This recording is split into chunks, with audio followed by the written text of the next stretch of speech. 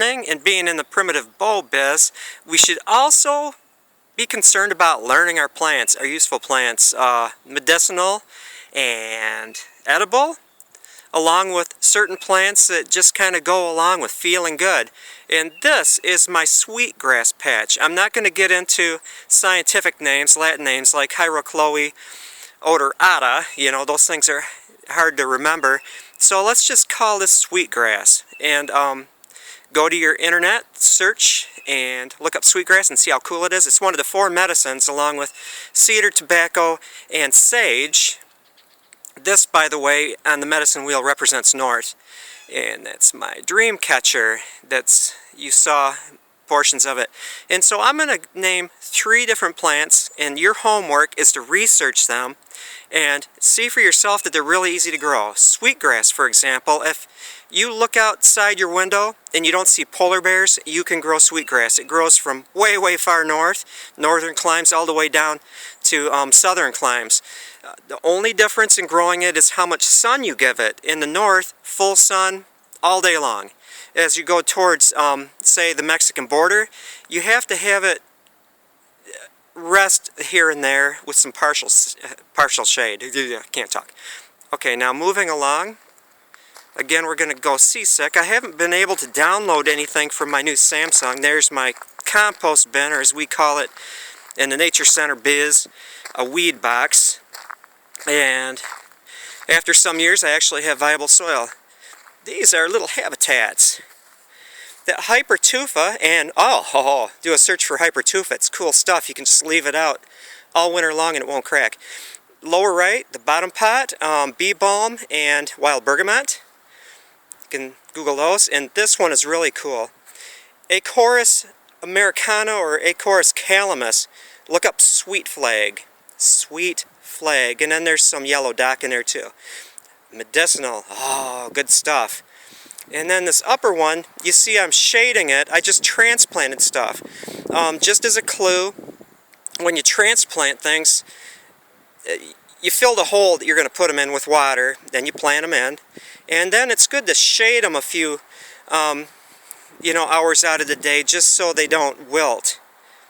Oh, back to sweet flag. This is so cool. If you have just a tub, it's a wet thing, so you just put gooey soil in there, just swamp yuck, fill the rest with water, and your Acorus americana or Acorus calamus sweet flag will thrive. Love sun, lots of sun. And this is a cool water garden. Lake Huron tansy growing in this. Not edible, not medicinal, just a really cool rare plant. Now, pardon the seasickness. We're going to walk up to one of my favorite plants. I can't say favorite plant. This is one of my favorite plants. Oh, look at that split rail fence. I put this in to guard our yard because we've had tourists chasing our turkeys when they're up here feeding. So I'm going to not fence the turkeys in, I'm going to fence the tourists in. And here we go. Raised bed. Compost, built up my own soil. This is it. This is awesome. Spikenard. Just spelled like it sounds, Spikenard. And they're very small. These are monster plants. They're old. And like Wekay or sweet flag, you can break the rhizomes off when or cut them when they're dormant, and then plant the little partial ones and they'll spring up. It's a real easy plant to grow. It likes shade. And you can see I'm growing it in the cedars here, next to the bateau, the canoe, the jiman. And so you're responsible for learning spikenard.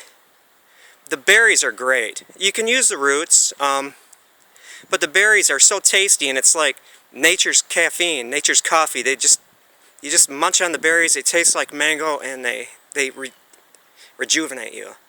And so, in recap, let's just kind of pan out here. It's my motorcycle. It's my crop of unicycles. You are responsible to learn spikenard, sweetgrass, sweet flag. And those are the big 3. Those are the big 3. Repeat after me. Spikenard, sweetgrass, and sweet flag. And they're easy to grow. Sweet flag, you can just grow it in a pot with gooey swamp water in it. Sweetgrass grows, it likes to have a lot of water, but it doesn't like to have wet feet, which means it doesn't want to sit in like a soupy soil, sandy.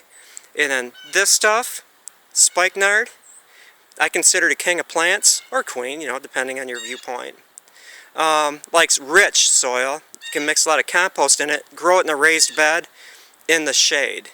Thank you for watching, and good luck in your continuation to learn your medicinal and edible plants.